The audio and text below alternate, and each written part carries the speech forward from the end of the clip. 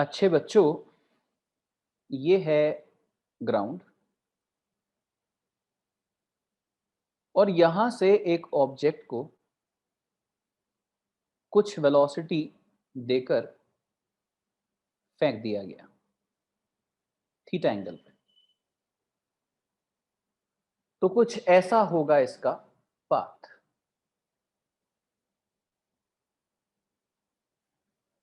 आपसे पूछा गया after how much time after how much time of projection after how much time of projection velocity of object will be perpendicular to initial velocity. After how much time of projection, comma लगा के, velocity of object will be perpendicular to initial velocity. फेंकने के कितनी देर के बाद object की velocity initial velocity के परपेंडिकुलर होगी। सवाल समझ में आ गया? ऑब्जेक्ट को फेंकने के कितनी देर के बाद ऑब्जेक्ट की वेलोसिटी इनिशियल वेलोसिटी के परपेंडिकुलर होगी। तो बच्चों, मैं ये थोड़ा स्पेस बना लेता हूं अपने लिए, यहां पे रब कर देता हूं। नोट हो गया होगा? सुनिएगा ध्यान से। तो इनिशियली जब ऑब्जेक्ट को फेंका गया at t is equal to 0, जब ऑब्जेक्ट को फेंका गया तो उसकी वेलोसिटी कितनी है? उसकी वेलोसिटी है u, ये जो आप देख रहे हैं यहां पे। अगर मैं आपसे कहूं कि इसका वेक्टर एक्सप्रेशन लिखिए, तो बच्चों आप इस वेलोसिटी को रिजॉल्व कर दोगे। इसका हॉरिजॉन्टल कंपोनेंट आएगा u cos थीटा और वर्टिकल कंपोनेंट इसका आएगा u sin थीटा। इसीलिए आप कहेंगे कि सर इसका एक कंपोनेंट x एक्सिस पे है u cos थीटा और दूसरा कंपोनेंट है u sin थीटा जो कि प्लस y एक्सिस पे है। तो ये इनिशियल वेलोसिटी का वेक्टर एक्सप्रेशन आएगा। ठीक है, रेस्पॉन्स देते रहिए हाथ उठा के। ये इसका इनिशियल वेलोसिटी का वेक्टर एक्सप्रेशन होगा। ओके, तो मैंने कहा कितनी देर के बाद इसकी वेलोसिटी ऑब्जेक्ट की इनिशियल वेलोसिटी के परपेंडिकुलर हो जाएगी। तो आपने लिखा let after time t, let after time t velocity, let after time t velocity is v vector। जैसे t इज इक्वल टू 0 पे वेलोसिटी है u, ऐसे ही आफ्टर टाइम t वेलोसिटी है v। तो इस वेलोसिटी का अगर मैं एक्सप्रेशन लिखूं, इसका भी वेक्टर एक्सप्रेशन अगर मैं लिखूं, तो आप कहेंगे सर इस वेलोसिटी का भी एक हॉरिजॉन्टल कंपोनेंट होगा और इस वेलोसिटी का एक वर्टिकल कंपोनेंट भी होगा। सही कह रहा हूं ना मैं? ये जो वेलोसिटी v वेक्टर है इसका एक हॉरिजॉन्टल कंपोनेंट होगा x डायरेक्शन में, तो उसको मैंने लिख दिया vx, और इसका एक कंपोनेंट y डायरेक्शन में भी होगा, उसको मैंने लिख दिया vy। तो v vector is equal to vx i cap plus vy j cap. आप जानते हैं ना कि हर डायरेक्शन को अलग अलग डील किया जाता है।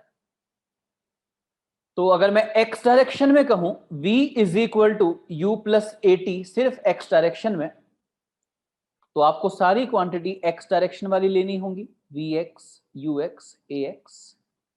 ux क्या था? u cos theta. और प्रोजेक्टाइल मोशन में हॉरिजॉन्टल एक्सेलरेशन कितना होता है? 0। इसलिए vx की वैल्यू आ गई u cos थीटा। Vx की वैल्यू आ गई u cos थीटा, जिसको मैं यहां पर रिप्लेस कर दूंगा। इसी तरह से अगर हम y डायरेक्शन में देखें, y डायरेक्शन में अप्लाई करें, v is equal to u plus a t, तो सिर्फ y डायरेक्शन की ही क्वांटिटी यूज करेंगे। vy इज इक्वल टू, बोलो uy कितना होगा, u साइन थीटा। uy कितना होगा, u sine theta. Response please, u sine theta. जल्दी से रेस्पॉन्स दो तब आगे बढ़ूंगा। uy आप डायग्राम में देख सकते हैं, uy मतलब इनिशियल वेलोसिटी का y कंपोनेंट। सिर्फ 3 बच्चों के हाथ उठे हैं, एक एक को देख रहा हूं मैं। आलसियो हाथ उठाओ। uy u साइन थीटा, चलो शाबाश, थैंक यू। तो uy की वैल्यू हो गई u साइन थीटा, और ay कितना हो गया प्यारे बच्चों, माइनस जी। ay कितना हो गया, माइनस जी। भाई y डायरेक्शन में सिर्फ एक ही एक्सेलरेशन होता है, कौन सा, ग्रेविटेशनल। उसकी डायरेक्शन हमेशा क्या है, डाउनवर्ड। तो मैं अपवर्ड को पॉजिटिव ले रहा हूँ, डाउनवर्ड को नेगेटिव ले रहा हूँ, इसलिए ay मेरा हो गया माइनस जी। तो ये देखो vy की वैल्यू आ गई। तो vx और vy दोनों आ गए, तो मैं दोनों को यहां पे रिप्लेस कर रहा हूं। इसीलिए v वेक्टर हो गया, v vector is equal to vx की जगह u cos थीटा, और vy की जगह u sin theta minus gt। This is v vector. ये हमारे पास आया u वेक्टर, इनिशियल वेलोसिटी का वेक्टर एक्सप्रेशन, और ये हमारे पास आया v वेक्टर, t टाइम के बाद जो वेलोसिटी होगी उसका वेक्टर एक्सप्रेशन। यहां तक सब ठीक है? कोई डाउट किसी को, प्लीज वो पूछ लो यहां तक। अब जरा सवाल दोबारा पढ़ लो, बोलो सवाल में क्या पूछा गया है। उन्होंने कहा कि एक पार्टिकल को हमने u वेलोसिटी से थीटा एंगल पर फेंक दिया, कितनी देर के बाद उसकी वेलोसिटी इनिशियल वेलोसिटी के परपेंडिकुलर होगी। इसका मतलब वो हमसे पूछ रहा है कितने टाइम के बाद u वेक्टर और v वेक्टर परपेंडिकुलर होंगे। जी हां, कितनी देर के बाद u वेक्टर और v वेक्टर परपेंडिकुलर होंगे, यही पूछ रहा है ना। कितनी देर के बाद u वेक्टर और v वेक्टर परपेंडिकुलर होंगे। तो मैं सिर्फ स्क्रीन पर अब उतना हिस्सा छोड़ता हूं जो आपके लिए इंपॉर्टेंट है यहां से आगे देखने के लिए, बाकी सब हटा देता हूं, नो डिस्ट्रैक्शन एट ऑल। सारा का सारा ध्यान प्लीज आप अपना यहां ले आइए, इन दो इक्वेशन पे। ये किस किस की इक्वेशन है, एक u की और एक v की। और मैं आपसे क्या पूछ रहा हूं, कितनी देर के बाद u और v परपेंडिकुलर हो जाएंगे। u क्या है, initial velocity, that means a vector quantity. v क्या है, वेलोसिटी एट टाइम t, और वो भी क्या है, वेक्टर क्वांटिटी। और मैं कह रहा हूं कि ये दोनों वेक्टर परपेंडिकुलर कब होंगे। तो प्यारे बच्चों, क्या तुम्हें इससे कुछ याद नहीं आया, क्या तुम वेक्टर बिल्कुल भूल गए हो। अगर कभी ये कहा जाए कि दो वेक्टर परपेंडिकुलर हैं, तो बोलो उनका डॉट प्रोडक्ट कितना होना चाहिए, रिप्लाई करो कमेंट बॉक्स में। अगर दो वेक्टर परपेंडिकुलर हैं तो उनका डॉट प्रोडक्ट कितना होना चाहिए, 0। तो अगर मैं कह रहा हूं कि u वेक्टर और v वेक्टर परपेंडिकुलर हैं, तो फिर क्या होना चाहिए, u वेक्टर और v वेक्टर का डॉट प्रोडक्ट 0 होना चाहिए। बोलिए यस और नो। इसीलिए अब मैं इन दोनों का, u वेक्टर और v वेक्टर, इन दोनों का डॉट प्रोडक्ट निकाल रहा हूं और उसको क्या पुट कर रहा हूं, 0। तो चलिए कैसे निकाला जाता है dot product. Coefficient of i, coefficient of i के साथ मल्टीप्लाई किया जाता है, u square cos square theta plus coefficient of j, coefficient of j के साथ मल्टीप्लाई किया जाता है, u sine theta minus gt के साथ मल्टीप्लाई किया जाएगा। ये आएगा डॉट प्रोडक्ट। पर ये डॉट प्रोडक्ट कितना होना चाहिए, ये 0 होना चाहिए। अगर u वेक्टर और v वेक्टर परपेंडिकुलर हैं तो इनका डॉट प्रोडक्ट 0 होना चाहिए। इसलिए मैंने डॉट प्रोडक्ट निकाला और 0 से इक्वेट कर दिया। u square cos square theta, u square sine square theta minus g t u sine theta is equal to 0। और यहां से क्या कॉमन है? U square. क्या बचा? Cos square theta plus sine square theta minus g t u sine theta is equal to 0। बच्चों cos square theta plus sine square theta क्या होता है? 1। तो u square minus g t u sine theta is equal to 0 और u square is equal to g t u sine theta. 1 u is cancelled. All you are looking for is t. T is equal to u upon g sin theta. T is equal to u upon g sin theta. समझ में आ गया हो तो सभी लोग response दें please. Ritika, Piyush, परिधि, मुदिता, यशवी, सार्थक, गौरांश, तनिष्क, प्रखर एंड न्यासा। और किस किस के हाथ नहीं उठे? इतने टाइम के बाद ऑब्जेक्ट की वेलोसिटी इनिशियल वेलोसिटी के परपेंडिकुलर हो जाएगी। अच्छे बच्चों, जब मैंने इस सवाल में बोला कितनी देर के बाद वेलोसिटी इनिशियल वेलोसिटी के परपेंडिकुलर हो जाएगी, तो तुम्हें वहीं पे अंडरलाइन करना चाहिए था, परपेंडिकुलर बोल रहे हैं, परपेंडिकुलर। और वो भी किस किस को?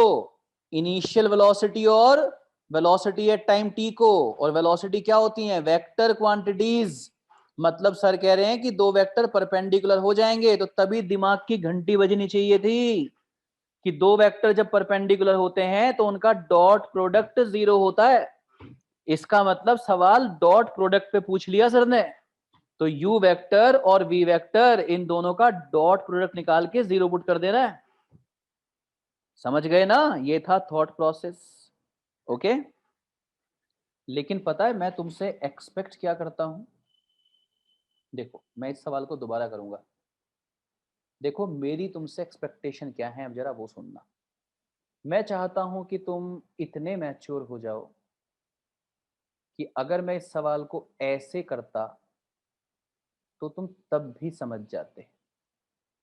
देखो जैसे मैंने इस सवाल को किया, ऐसे तो इस सवाल को ना कोई भी समझ लेगा, कोई भी समझ लेगा। लेकिन अगर तुम इस सवाल को ऐसे भी समझ जाओ जैसे मैं अब समझाऊंगा, तो मतलब तुम्हारा थॉट प्रोसेस बहुत कमाल का। फिर देखो कैसे, कोशिश करना समझने की, नहीं तो नोट जरूर कर देना बेटा, है ना? 10 दिन बाद, 15 दिन बाद, 1 महीने बाद, जब भी इतने मैच्योर हो जाओ किसको समझ सको, then I will be happy. प्यारे बच्चों, थोड़ी देर के बाद, जैसे अभी आप देखो, अभी आपने ऑब्जेक्ट को यहां से फेंका था, यहां से फेंका था, तो इसकी इनिशियल वेलोसिटी की डायरेक्शन क्या है? ये, इसी को थोड़ा एक्सटेंड कर देता हूं। देखो ये इस डायरेक्शन में फेंका था, ऐसे इस डायरेक्शन में फेंका था ऑब्जेक्ट को, u वेलोसिटी से। मैंने कहा कितनी देर के बाद इसकी वेलोसिटी परपेंडिकुलर हो जाएगी, तो लेट्स सी यहां पे ऐसा होगा क्या? तो तुमने यहीं पे टेंजेंट डाल दिया, इस टाइम ये वेलोसिटी है। जब इसको पीछे हटाया तो तुमने देखा कि नहीं जी, ये एंगल अभी 90 नहीं है, ये एंगल अभी 90 नहीं है। तो फिर तुम इस ऑब्जेक्ट को थोड़ा और आगे ले गए कि शायद यहां पहुंच जाएगा, तब ऐसा होगा क्या? तो तुमने यहां पे टेंजेंट डाल दिया। अब ऐसे है वेलोसिटी इस टाइम, तो क्या ये जो वेलोसिटी की डायरेक्शन है, ये वाली, ये जो वेलोसिटी की डायरेक्शन है दिस वन, क्या ये और u की जो डायरेक्शन है, क्या ये 90 है? जरा रिप्लाई करना, क्या ये 90 है? क्या ये 90 है? नो, ये भी 90 नहीं है। अनवेत रिप्लाई बेटा, ये भी 90 नहीं है ना? मुदिता, नहीं है ना ये भी 90?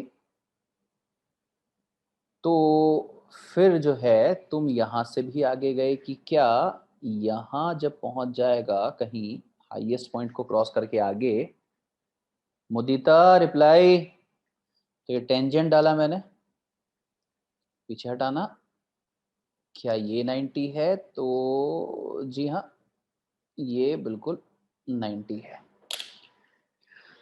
इसका मतलब ये हुआ, अभी नोट नहीं करना है, अभी है ना, मैं बोलूंगा जब नोट करना है, अभी तो तुम्हें समझा रहा हूं। तो जब हमने ऑब्जेक्ट को फेंक दिया, कितनी देर के बाद वेलोसिटी इनिशियल वेलोसिटी के परपेंडिकुलर होगी, तो अंदाजा लगाया जा सकता है कि हाईएस्ट पॉइंट को क्रॉस करने के बाद ये लोकेशन आएगी, ये अंदाजा लगाया जा सकता है। तो इस टाइम मान लीजिए कि ये वेलोसिटी जैसे v है, और अब आप देख सकते हैं कि ये 90 है, एंगल है ना। तो बच्चों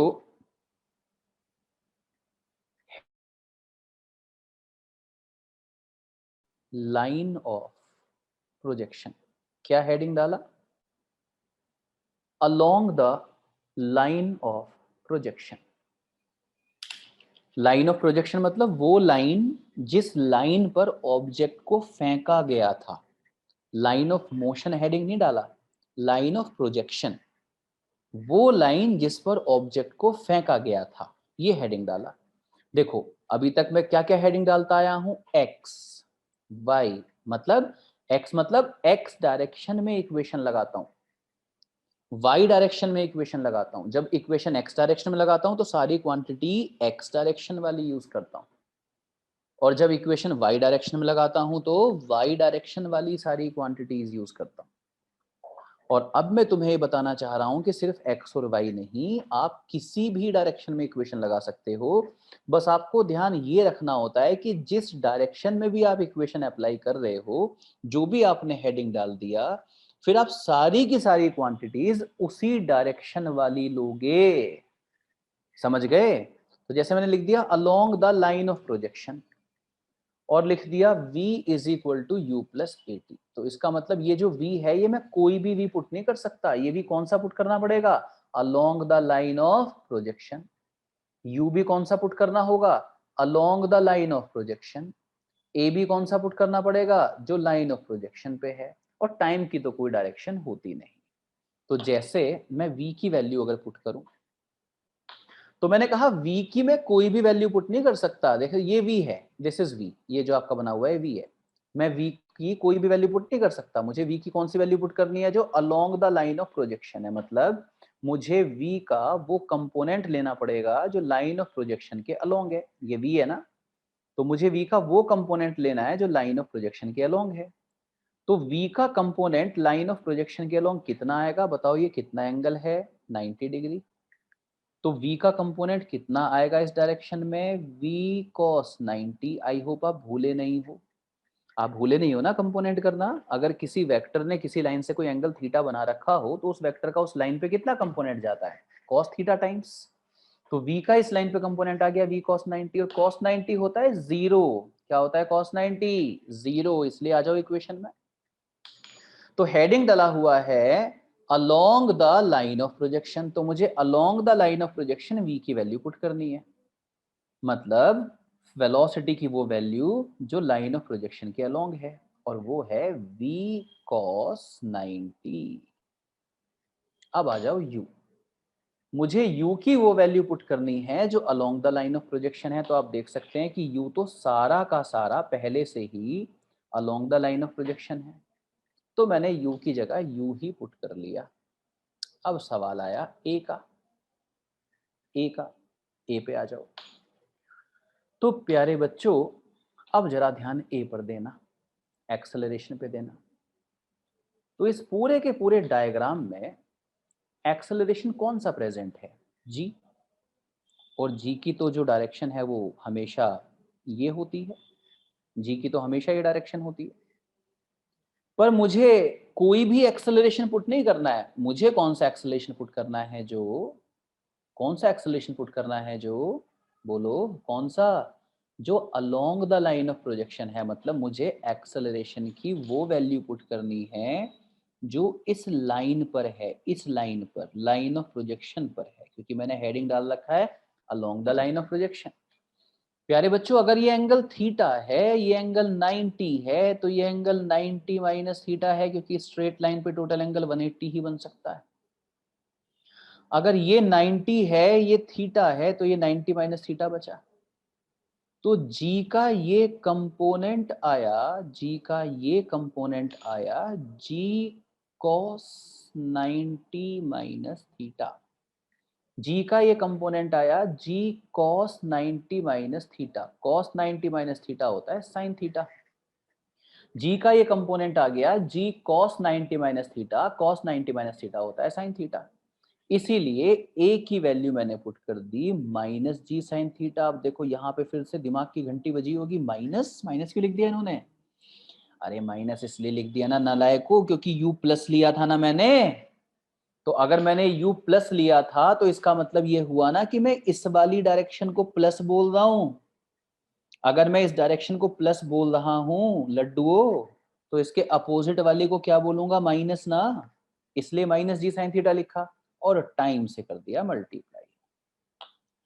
तो v cos 90, भाई cos 90 तो जीरो होता है, तो zero is equal to u minus g sine theta into t, या u is equal to g sine theta into t, और t की वैल्यू आ गई u upon g sine theta. जाके मैच करो, यही आंसर अभी आया था कि नहीं? हाथ उठाओ। देखो ये मेथड आपको समझ में आ गया हो ये जरूरी नहीं है, मैंने पहले ही कहा इतनी मैच्योरिटी मैं तुमसे एक्सपेक्ट करता हूं फ्यूचर में, प्रेजेंट में नहीं। प्रेजेंट में है तो मतलब कमाल है, ईश्वर ने आपको स्पेशल वरदान देके इस धरती पे उतारा है। अगर आप एक बार में ये सवाल समझ गए तो आप समझ लीजिए कि आपकी सही जगह देश के टॉप इंजीनियरिंग और मेडिकल कॉलेजेस में है। अगर आपने ये वाला सवाल मेरे पहली बार समझाते ही समझ लिया तो आप में वो हुनर है कि आप वहां पहुंच सकते हैं। लेकिन अगर आप नहीं भी समझे हैं तो टेक योर टाइम, कोई बात नहीं, मैच्योर होइए धीरे धीरे, ये आपसे एक्सपेक्ट किया जाता है। फ्यूचर में आप यह समझ लें इसको कम से कम। तो चलिए मैं कंक्लूड करता हूं। कहने का मतलब ये हुआ कि चाहे आप पहले तरीके से सीखें चाहे आप दूसरे तरीके से सीखें, मैंने आपको ये सिखाया कि जब किसी ऑब्जेक्ट को u वेलोसिटी देकर थीटा एंगल पे फेंक दिया जाता है तो उसकी वेलोसिटी इनिशियल वेलोसिटी के परपेंडिकुलर कितनी देर के बाद होती है? t is equal to u upon g sine theta. ये बात तो समझ गए ना? ये आंसर तो याद हो गया ना? इतनी देर के बाद ऑब्जेक्ट की इनिशियल वेलोसिटी और फाइनल वेलोसिटी परपेंडिकुलर हो जाते हैं। ये तो समझ गए ना? अब तो रेस्पॉन्स दे दो, ये तो समझ गए। t is equal to u upon g sine theta. इतनी देर के बाद ऑब्जेक्ट की वेलोसिटी इनिशियल वेलोसिटी के परपेंडिकुलर हो जाती है। ओके चलो अब मैं तुमसे एक सवाल पूछ रहा हूं।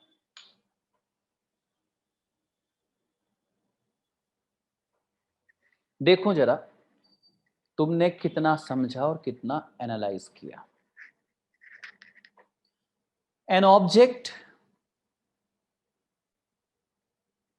is projected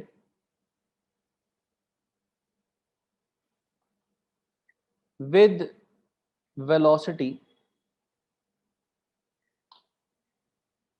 10 meter per second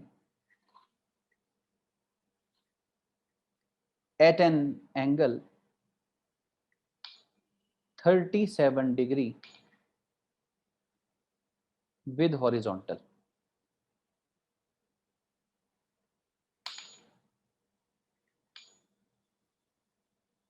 After how much time? एक minute. An object is projected with velocity 10 meter per second at an angle 37 degree with horizontal from ground. Ground से फेंका, किसी बिल्डिंग के ऊपर खड़े होकर नहीं फेंका है। An object is projected with velocity 10 meter per second at an angle 37 degree with horizontal from ground. And after some time it falls at ground again. तो समझ गए ना कौन सा केस है? क्यों मेंशन किया है ग्राउंड ग्राउंड? मैंने लॉजिक समझ में आया क्यों मेंशन किया है? जिससे कि आप समझ सकें कि ये वही केस है प्रोजेक्टाइल मोशन का जो सर हमें पढ़ा रहे हैं, लेवल टू लेवल वाला। क्योंकि अभी वो बिल्डिंग के ऊपर खड़े होके ऑब्जेक्ट को फेंकना है ना, वो सब नहीं सिखाया है अभी, ये वाला केस है।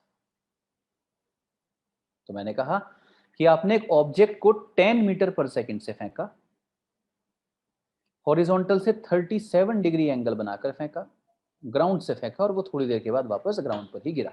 An object is projected with velocity 10 meter per second at angle 37 degree with horizontal from ground, and after some time it falls at the ground again.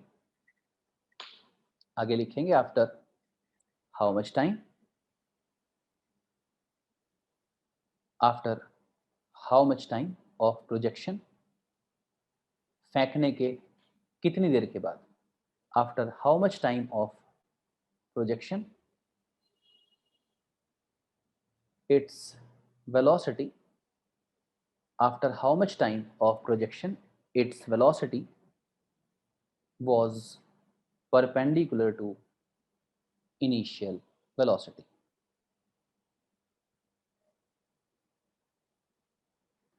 After how much time of projection its velocity was perpendicular to initial velocity. और मैंने कहा था कि ये angle मैं इतनी बार use करूंगा कि ये तो आपको रट जाएंगे.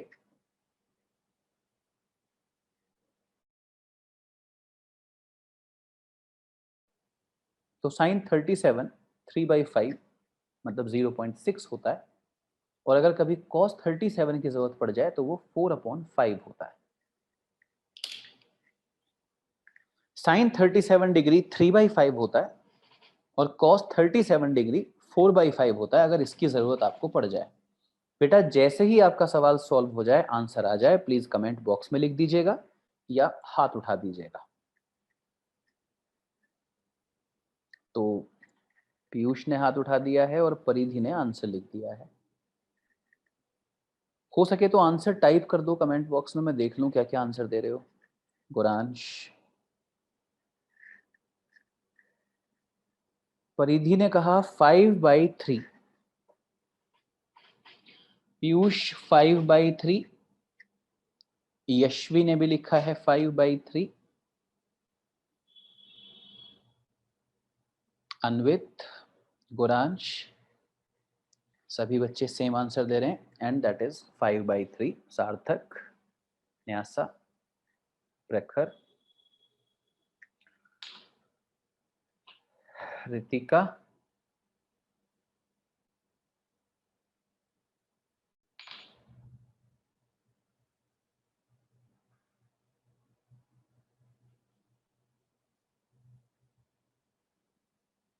लेकिन मैं जरूर करके देखूंगा क्योंकि भरोसा तो मैं तुम पे बिल्कुल नहीं करता,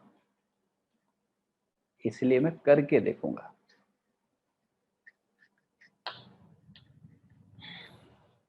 बच्चों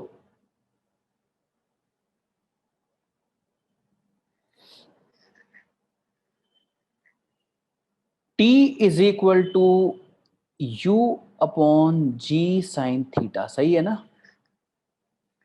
T is equal to U upon G sine theta. अरे रिप्लाई तो कर दो, यही किया कि कितनी देर के बाद वेलोसिटी इनिशियल वेलोसिटी के परपेंडिकुलर हो जाएगी for V to be perpendicular to U. Time that have been elapsed is U upon G sin theta. तो U is 10, G भी हम 10 ही लेते हैं, और sin theta is sin 37 which is 3/5.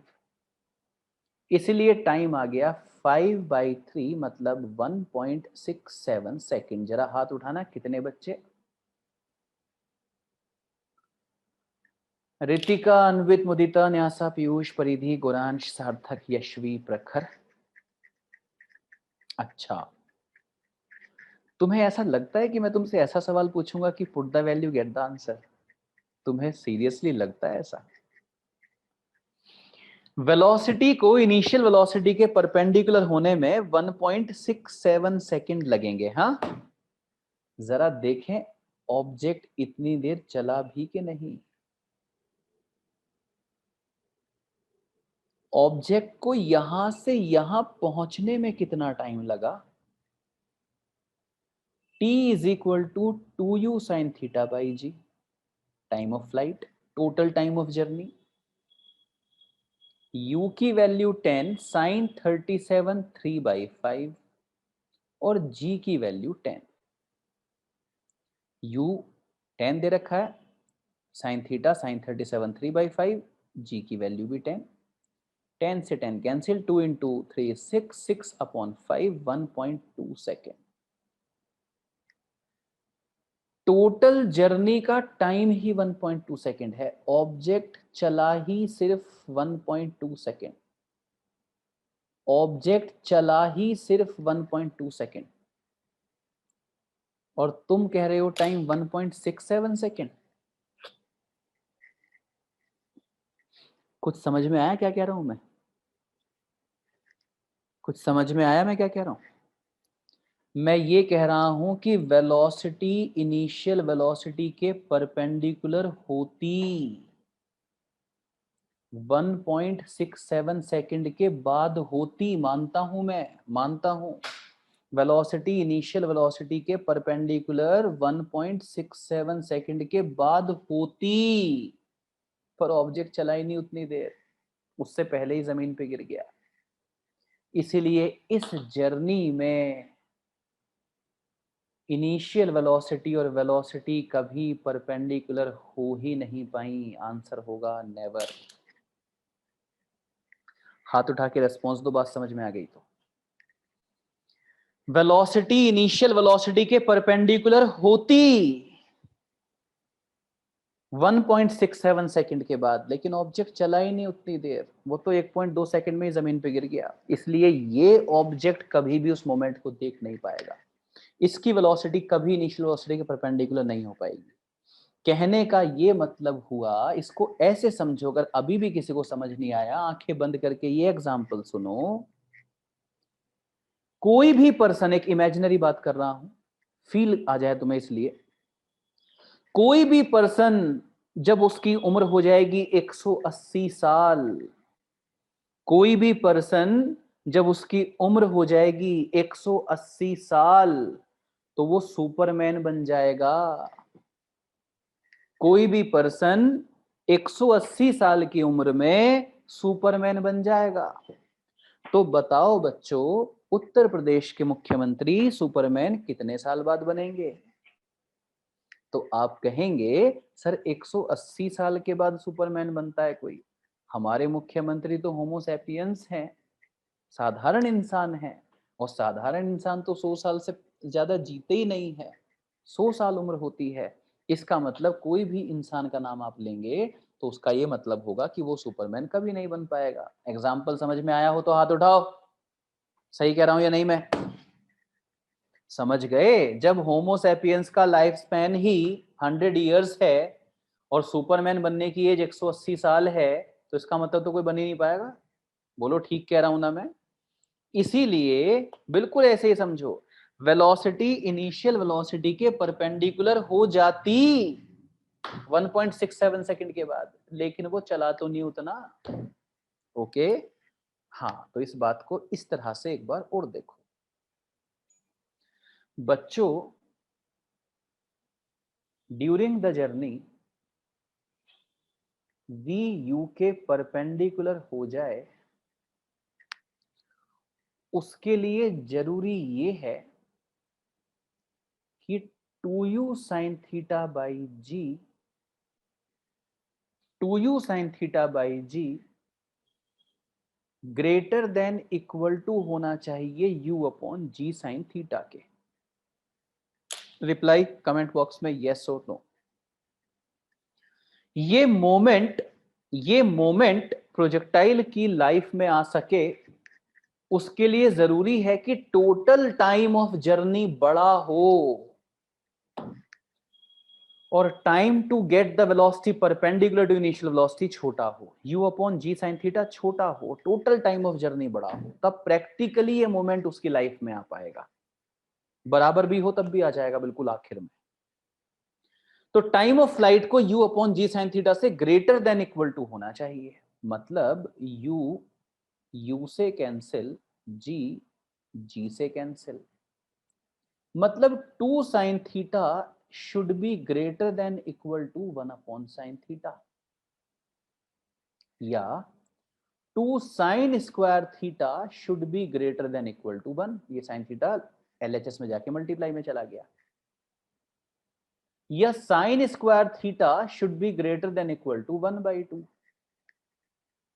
या sine theta should be greater than equal to 1/√2, या sine theta should be greater than equal to sine 45, ये sine 45 की वैल्यू है, that means theta should be greater than equal to 45। इसका ये मतलब हुआ प्यारे बच्चों कि इस सवाल को पढ़ते ही समझ में आ जाना चाहिए था कि इसका आंसर नेवर होगा। किसी ऑब्जेक्ट की वेलोसिटी उसकी इनिशियल वेलोसिटी के परपेंडिकुलर उसकी जर्नी में होगी तब होगी जब एंगल ऑफ प्रोजेक्शन 45 से बड़ा रहा होगा।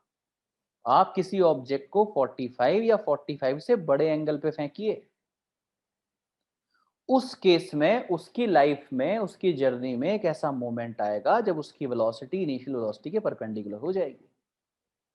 अदरवाइज थ्योरेटिकली तो आ जाएगा, प्रैक्टिकली कभी नहीं आ पाएगा। और इस सवाल में मैंने एंगल 37 बोला था, तो इसीलिए आंसर देखते ही कितना हो गया था, नेवर। बात समझ में आ गई? तो इसके लिए आपको 45 या 45 से बड़े एंगल पे ऑब्जेक्ट को फेंकना पड़ेगा। और याद रखिएगा कि मैं लेवल टू लेवल की बात कर रहा हूं, इसलिए मैंने सवाल में मेंशन कर दिया था ग्राउंड से फेंका और ग्राउंड पर ही गिरा। मैं उन केसेस की बात नहीं कर रहा हूं जिसमें आपने ऑब्जेक्ट को किसी हाइट से फेंका। तो देखो ये लेवल टू लेवल तो इसका यहीं तक हो जाता है, पर इसका लाइफ स्पान ज्यादा होता है। देखो ये फिर नीचे भी आता है, इसका जर्नी ज्यादा टाइम का होता है, इसमें ज्यादा टाइम लगता है यार। ओके, तो ये जो 45 से बड़ा एंगल, 45 या 45 से बड़ा एंगल का जो कंक्लूजन है वो इस केस के लिए है, लेवल टू लेवल के लिए, और किसी केस के लिए नहीं है, याद रखना। बाकी केसेस पे भी जाऊंगा, अभी जरा थोड़ा इस केस को तो पूरा कर लें बच्चों। ये कोई ऑब्जेक्ट है और इस ऑब्जेक्ट को हमने u वेलोसिटी से थीटा एंगल पे फेंक दिया, और ये थोड़ी देर के बाद ऐसे जाके ग्राउंड पर गिरा। सवाल है find average velocity of journey. Find average velocity of journey. मैं पूरा 1 मिनट वेट करने वाला हूं, आप आंसर दे दें। 1 मिनट।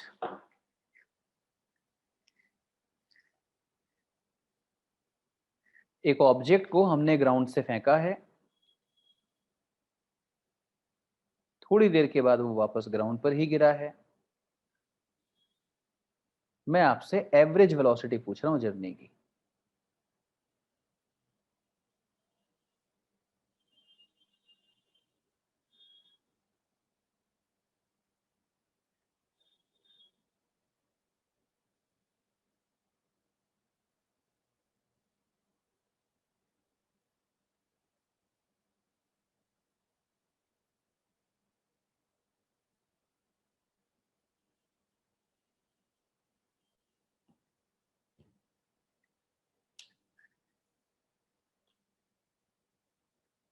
मेरी बारी।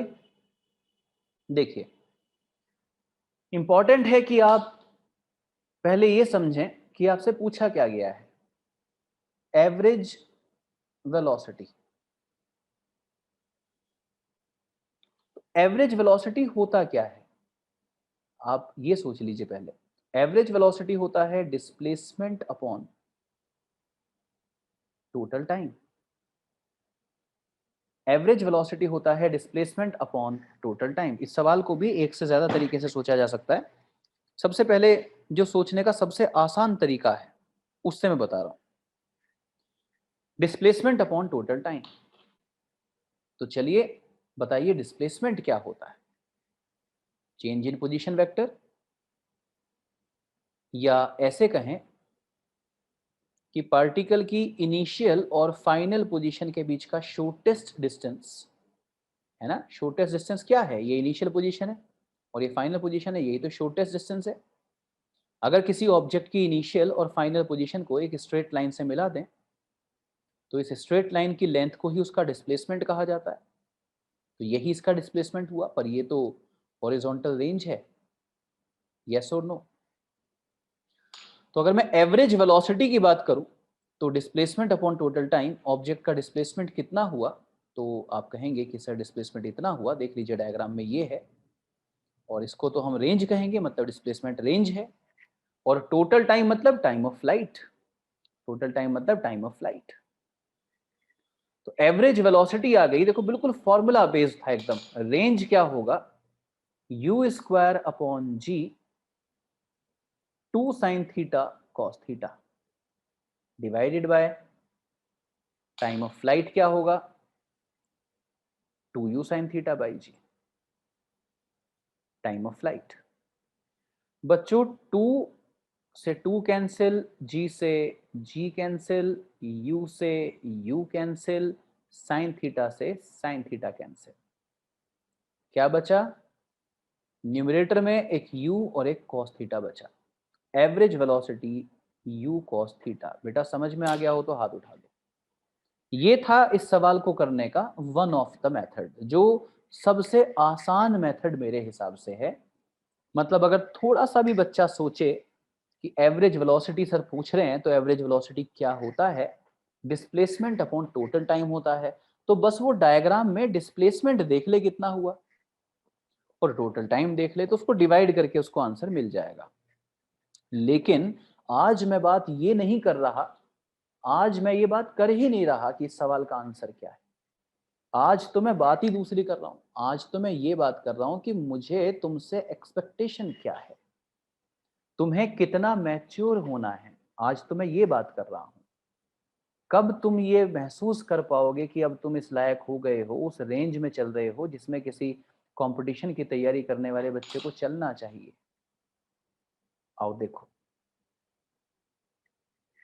मैंने पूछा एवरेज वेलोसिटी। तो बच्चों ये बताओ कि पेन चलाने की भी जरूरत है क्या। अगर मैंने ऑब्जेक्ट को ग्राउंड से फेंका, अगर मैंने ऑब्जेक्ट को ग्राउंड से फेंका और ये वापस ग्राउंड पर ही गिर गया, ग्राउंड से फेंका और ये वापस ग्राउंड पर ही गिर गया, तो वर्टिकल डायरेक्शन में तो कोई डिस्प्लेसमेंट ही नहीं हुआ। रिप्लाई करेंगे कमेंट बॉक्स में। अगर मैंने ऑब्जेक्ट को ग्राउंड से फेंका और फाइनली ग्राउंड पर ही वो गिर गया, तो वर्टिकल डायरेक्शन में तो कोई डिस्प्लेसमेंट ही नहीं हुआ। वर्टिकल डायरेक्शन का डिस्प्लेसमेंट तो जीरो हो गया। बच्चों अगर वर्टिकल डायरेक्शन का डिस्प्लेसमेंट जीरो हो गया तो वर्टिकल डायरेक्शन की एवरेज वेलोसिटी भी जीरो हो गई। वर्टिकल डायरेक्शन की एवरेज वेलोसिटी भी जीरो हो गई। Average velocity displacement upon total time होती है। जब x को अलग और y को अलग अगर हम देखें तो y डायरेक्शन में डिस्प्लेसमेंट ही नहीं हुआ है, तो y डायरेक्शन की एवरेज वेलोसिटी जीरो है। अब आ जाओ x डायरेक्शन में। तो मेरे ख्याल से आज मेरा प्रोजेक्टाइल मोशन पे 5वां लेक्चर है, शायद 5वां या 6ठा। और मैंने आज तक सभी लेक्चर में एक बात रेगुलर बोली होगी कि प्रोजेक्टाइल मोशन में हॉरिजॉन्टल डायरेक्शन में कोई एक्सेलरेशन नहीं होता। इसका मतलब यह हुआ कि हॉरिजॉन्टल डायरेक्शन की वेलोसिटी कांस्टेंट बनी रहती है। एयर रेजिस्टेंस वगैरह को इग्नोर करते हैं ना बेटा हम। हॉरिजॉन्टल डायरेक्शन में कोई एक्सेलरेशन नहीं होता, तो हॉरिजॉन्टल डायरेक्शन की वेलोसिटी कांस्टेंट बनी रहती है। मतलब हॉरिजॉन्टल डायरेक्शन में कभी बदलती ही नहीं वेलोसिटी। इसका मतलब हॉरिजॉन्टल डायरेक्शन का तो एवरेज भी वही होगा जो हॉरिजॉन्टल डायरेक्शन में वैल्यू है, that is what, u cos theta. मतलब ये हुआ प्यारे बच्चों कि अगर अगर हमने 100 ह्यूमन बींग्स पे रिसर्च की, 100 ह्यूमन बींग्स पे, एक इमेजिनरी सिचुएशन पे लेके जा रहा हूं अगेन, हमने 100 लोग उठाए और उन पे रिसर्च की। हमने पहले पर्सन की डेट ऑफ बर्थ देखी और फिर ये देखा कि वो कब तक इस दुनिया में थे और कब वो यहां से चले गए। तो हमने देखा कि पहले पर्सन की जो लाइफ स्पैन थी वो 100 ईयर्स थी, 100 साल। हमने दूसरे पर्सन को देखा, उनकी भी 100 साल थी। तीसरे को देखा, उनकी भी 100 साल थी। 100 के 100 पर्सन्स का लाइफ स्पैन 100 ईयर्स था।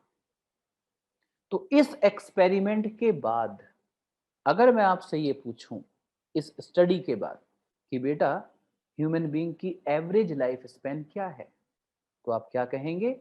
100 ईयर्स। क्यों? क्योंकि आपने जितने भी सैंपल देखे 100 प्लस 100 प्लस 100 प्लस 100, ऐसे आपने 100 सैंपल देखे, ठीक, डिवाइडेड बाय जितने भी पर्सन देखे, 1 प्लस 1 प्लस 1 प्लस 1 प्लस 1। तो पहले पर्सन की एज 100 ईयर, दूसरे पर्सन की एज 100 ईयर, तीसरे पर्सन की 100 ईयर, चौथे की 100, जोड़ते जाओ और टोटल नंबर ऑफ पर्सन से डिवाइड कर दो तो 100 ही तो आएगा। लेकिन अगर पहले पर्सन का 100 ईयर लाइफ होता, दूसरे का 80 होता, तीसरे का 95 होता, फोर्थ का 94 होता, फिफ्थ का 82 होता, सिक्स्थ का 70 ईयर्स होता, तब एवरेज कोई नई चीज निकल के आती। सही है सोन? तो एवरेज अलग कब आएगा? जब सबकी वैल्यू अलग अलग हो। लेकिन अगर सारा का सारा डेटा ही सेम हो तो एवरेज भी वही आ जाएगा। बच्चों, अगर हॉरिजॉन्टल डायरेक्शन में वेलोसिटी कभी बदलती ही नहीं पूरी जर्नी में, तो उसका तो एवरेज भी उसकी वैल्यू के बराबर ही आएगा। इसका मतलब यह हुआ कि सवाल को बिना सॉल्व किए हमें पता होना चाहिए था कि इसका आंसर u cos थीटा होगा, क्योंकि वर्टिकल डायरेक्शन में तो डिस्प्लेसमेंट ही नहीं हुआ। वर्टिकल डायरेक्शन में एवरेज वेलोसिटी 0 हो गई और हॉरिजॉन्टल डायरेक्शन में वेलोसिटी कभी बदलती नहीं, इसलिए हॉरिजॉन्टल डायरेक्शन की एवरेज वेलोसिटी भी उतनी ही होगी जितनी की हॉरिजॉन्टल डायरेक्शन की velocity, that is u cos theta.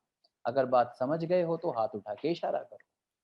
इतनी मैच्योरिटी लेके आनी है। मैं सवाल इसलिए दो तरीके से बता रहा हूं, पहले एक नॉर्मल तरीका भी बता रहा हूं कि देखो ऐसे हो गया सॉल्व, लेकिन फिर बता रहा हूं कि एक दिन तुम्हें कितना होशियार हो जाना है कि तुम ऐसी ऐसी बातें ना केवल मुझसे सुन के समझ लो, बल्कि खुद ही कर पाओ, मेरे बिना बताए कर पाओ। ये बताओ कि अगर एक ऑब्जेक्ट को मैंने u वेलोसिटी से थीटा एंगल पर फेंका और ये है उसकी जर्नी, इस तरह से वो जाके ग्राउंड पे दोबारा गिरा, तो बच्चों जमीन से h हाइट ऊपर, जमीन से h हाइट ऊपर एक पोजीशन A है और जमीन से h हाइट ऊपर ही एक और पोजीशन यहां है जिसका नाम है B। और मैंने तुमसे ये कहा कि find average velocity of object from position A to position B। Find average velocity of object from position A to position B। तो अगर तुम्हें अभी जो मैंने डिस्कशन किया वो समझ में आया था तो तुम इसका आंसर दे सकते हो, है ना? तब तुम इसका आंसर दे सकते हो, केवल तभी दे सकते हो, नहीं तो पता नहीं इसमें कहां कहां फंस जाओगे। तो बच्चों, ए से बी तक का एवरेज बताना है, परिधि ने आंसर लिख दिया है, प्रखर ने भी लिख दिया है। तो प्यारे बच्चों, जब ये ऑब्जेक्ट ए पर था और थोड़ी देर के बाद बी पे पहुंच गया, तो सिर्फ ए से बी जाने में एवरेज वेलोसिटी पूछ रहा हूं, सिर्फ ए से बी जाने में। तो आपका ध्यान सिर्फ ए टू बी होना चाहिए, बाकी आपको कुछ नजर ना आए। जब ऑब्जेक्ट पोजीशन ए पर था तो जमीन से एच हाइट ऊपर था, जब ऑब्जेक्ट बी पर पहुंचा तब भी वो जमीन से एच हाइट ऊपर है। इसका मतलब यह हुआ कि ए से बी जो जर्नी है उसमें वाई डायरेक्शन का डिस्प्लेसमेंट 0 है। यस और नो कमेंट बॉक्स में जल्दी से। ए पॉइंट पर जब ये ऑब्जेक्ट था तो जमीन से एच हाइट ऊपर था और बी पॉइंट पर भी जमीन से एच हाइट ऊपर है। मतलब ए और बी में हाइट का कोई डिफरेंस नहीं है, हाइट का कोई डिफरेंस नहीं है ए और बी में, इसलिए वाई डायरेक्शन में डिस्प्लेसमेंट 0 है ए टू बी जर्नी का। ए टू बी भी लेवल टू लेवल ही है अगर मैं लाइन यहां पे बना दूं। और अगर y डायरेक्शन का डिस्प्लेसमेंट जीरो है तो एवरेज वेलोसिटी भी y डायरेक्शन में जीरो होगी, क्योंकि वो डिस्प्लेसमेंट अपॉन टोटल टाइम होती है। और x डायरेक्शन में वेलोसिटी कभी बदलती ही नहीं, इसीलिए x डायरेक्शन में एवरेज वेलोसिटी भी वही होगी जो x डायरेक्शन में वेलोसिटी की वैल्यू है, that is u cos theta. तो y डायरेक्शन का एवरेज जीरो है, x डायरेक्शन का ये एवरेज है, तो ओवरऑल एवरेज कितना, u cos थीटा। बोलिए यस और नो। इतना समझ आना चाहिए, ऐसा समझ आना चाहिए बच्चों। मे बी कि मैं लेवल टू लेवल के कुछ और सवाल अभी आपको अगली क्लास में भी करवाऊं, और इसके बाद अब हम जो अगला केस लेंगे उसमें हम किसी हाइट पे खड़े होकर और उसके बाद ऑब्जेक्ट्स को फेंकेंगे। 3 से 4 लेक्चर मैक्सिमम लगेंगे और ये चैप्टर खत्म हो जाएगा। और फिर क्या स्टार्ट होगा, अगला चैप्टर लॉज ऑफ मोशन। लेकिन अभी 3 से 4 लेक्चर लूंगा, ठीक है। थैंक यू सो मच बच्चों। आपकी अगली क्लास आप जानते हैं आपके रेगुलर टाइम पे ही होगी।